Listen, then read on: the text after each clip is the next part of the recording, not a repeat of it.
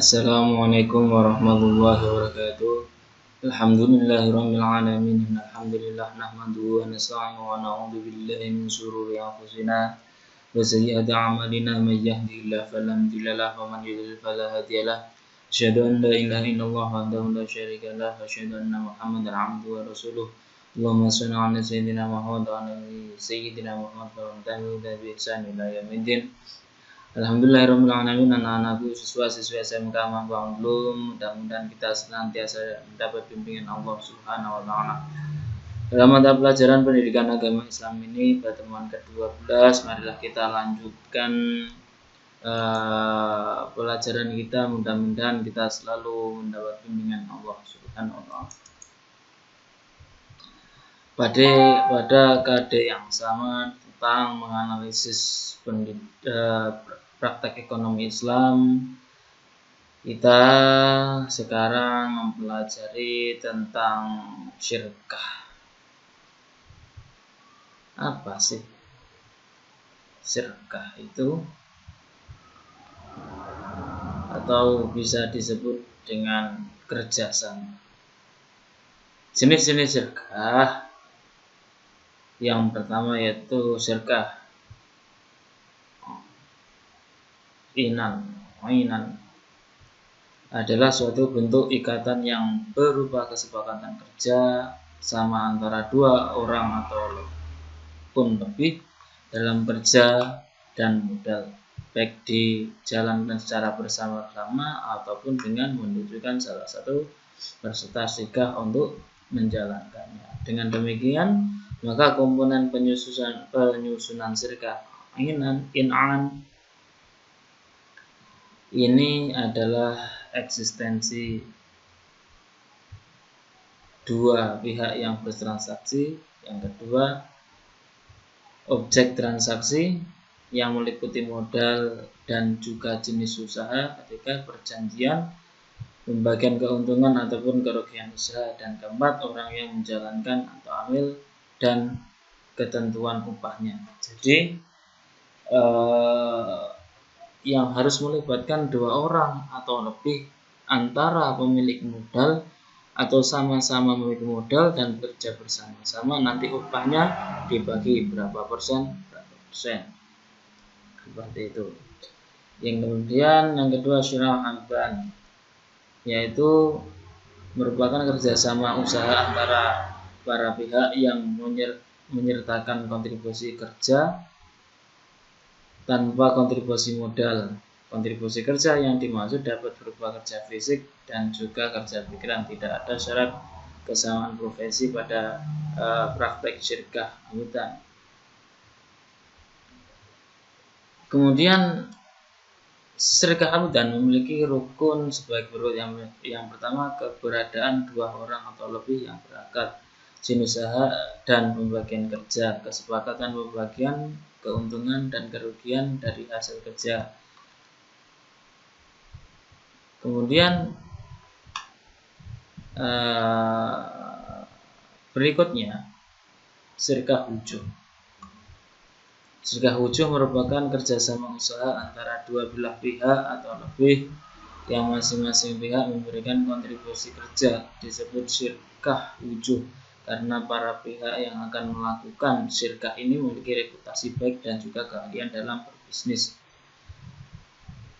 Syirkah wujuh mempunyai rukun sebagai berikut: adanya produsen atau selaku memiliki modal, adanya dua orang atau bisa juga lebih pelaku syirkah selaku mudharib dan sekaligus amil, adanya profesi keahlian yang sama ataupun ketokohan dan kaliber yang sama, ahli, adanya job description yang jelas untuk kedua belah pihak usaha, adanya pembagian keuntungan yang jelas di antara kedua belah pihak, dan akadnya, syirkahnya, pembagiannya harus jelas.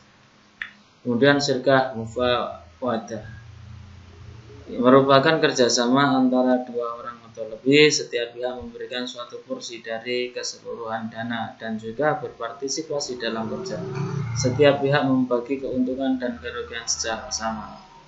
Misalnya A adalah pemodal, berkontribusi modal pada B dan C, dua insinyur teknik sipil yang sebelumnya juga sepakat bahwa masing-masing akan berkontribusi kerja. Kemudian B dan C juga sepakat untuk berkontribusi modal untuk membeli barang secara kredit atau dasar kepercayaan pedagang kepada B dan C.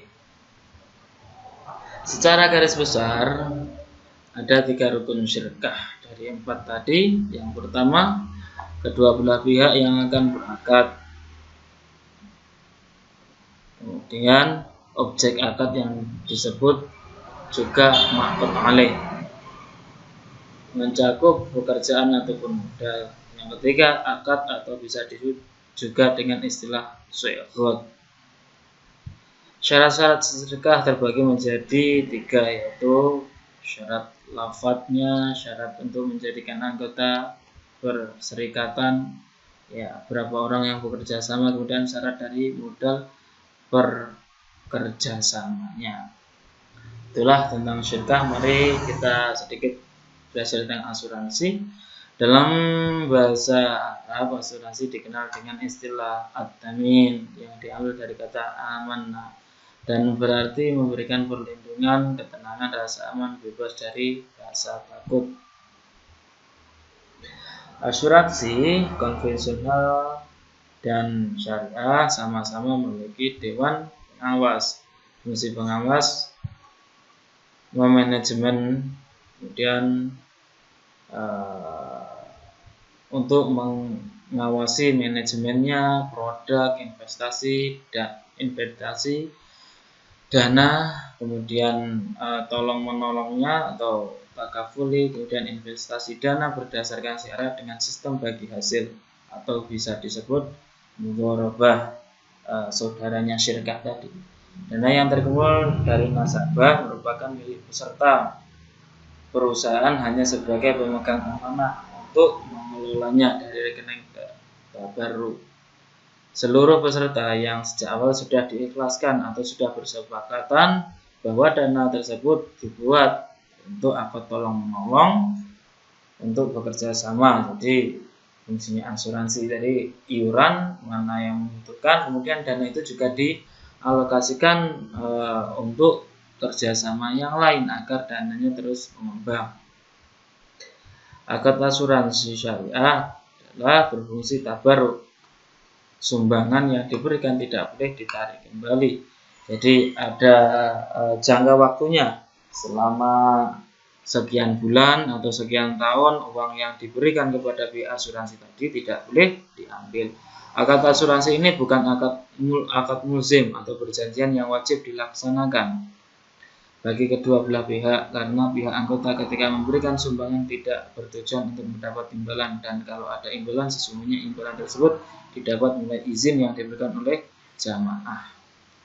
Dalam asuransi syariah tidak ada pihak yang lebih kuat karena semua keputusan dan aturan-aturan diambil menurut izin jamaah seperti dalam asuransi takaful.